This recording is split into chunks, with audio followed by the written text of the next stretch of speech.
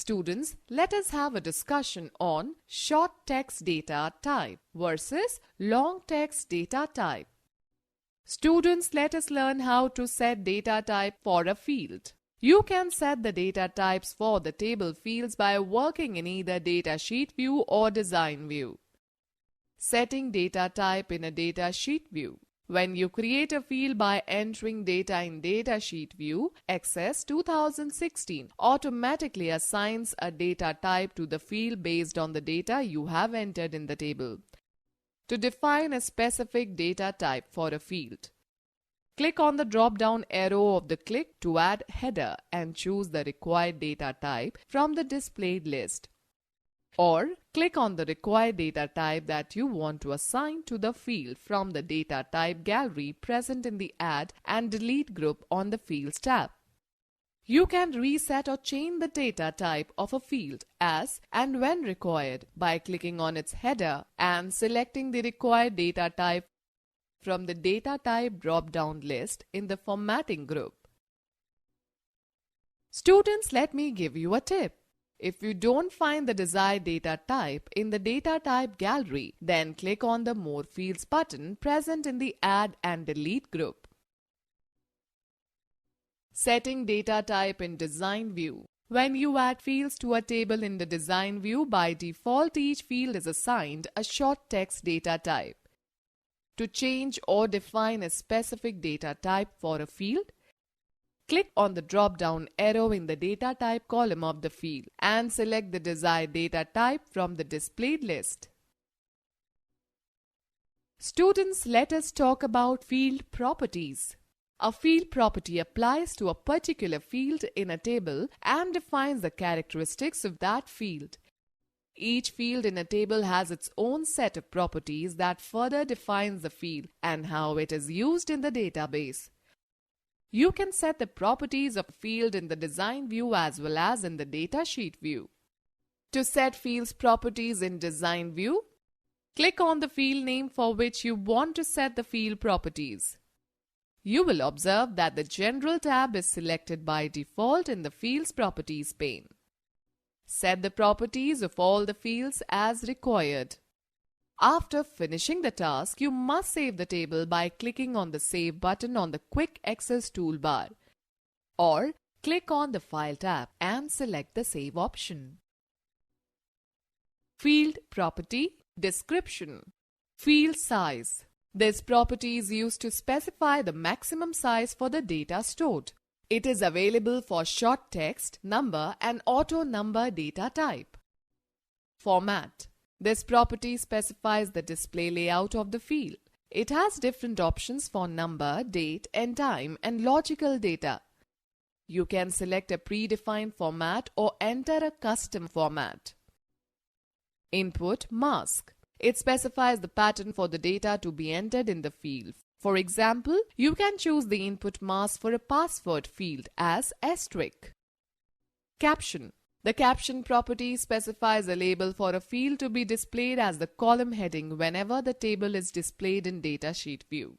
It can contain up to 2046 characters. Default value. You can use the default value property to specify a value that is automatically entered in a field when a new record is created. The user can either accept this value or enter a new value. Validation rule.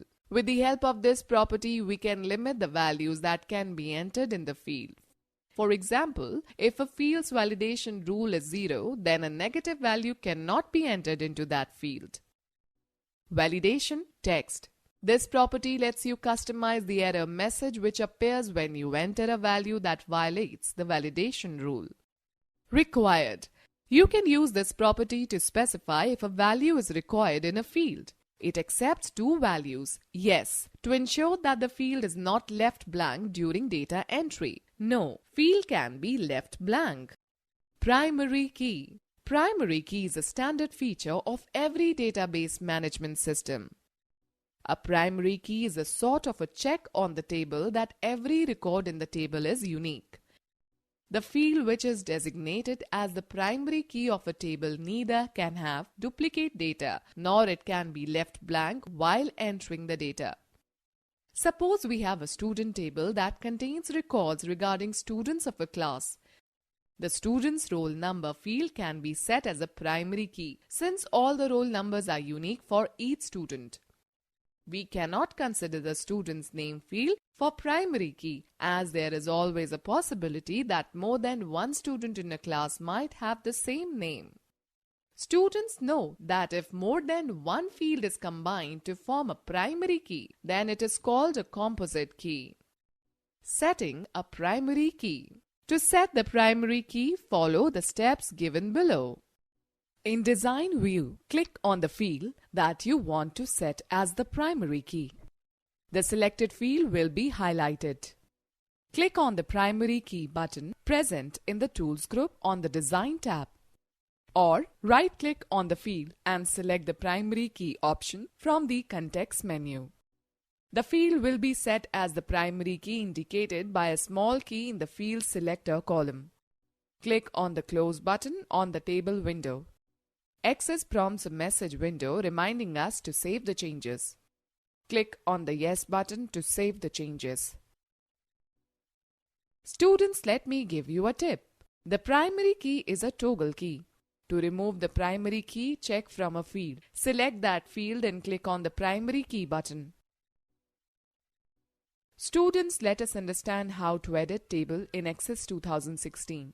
After entering data in a table, sometimes it is required to make changes in the database. This can be done in the following ways.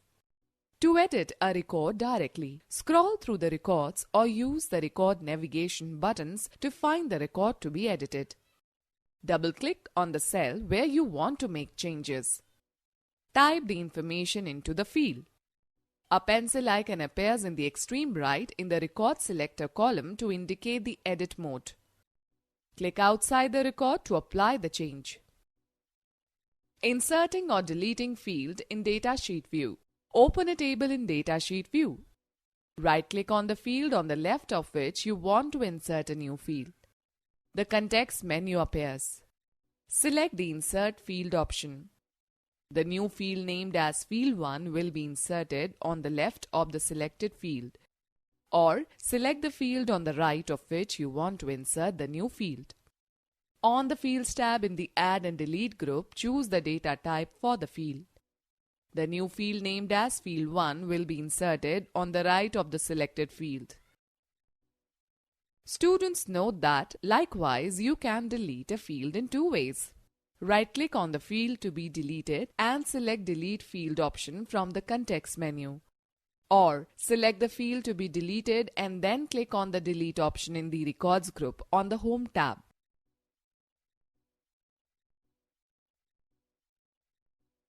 Moving a field. Click on the field header, drag and drop the field to the desired location. While dragging, you will find a thick dark line appearing between the fields. This indicates the position where the field will be placed. As you release the mouse button, the selected field will be placed at the new location. Hide or unhide fields. Right-click on the column header that you want to hide and select Hide Fields option from the Context menu. To unhide the fields, right-click on any column heading and select the Unhide Fields option from the Context menu to open the Unhide Columns dialog box.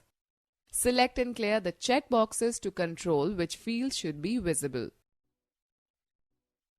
Students note, likewise we can freeze or unfreeze the columns. Students, let us learn how to sort data within a table. We can sort data within a table with respect to a particular field, either in an ascending or a descending order. To sort the data, follow the steps given below. Select the field that you wish to sort. Click on the drop-down arrow next to the right of the field or right-click on the field. Select either the Sort Smallest to Largest or Sort Largest to Smallest option if the field is numeric, or select the Sort A to Z or Sort Z to A option if the field is alphanumeric. Observe the change in the database.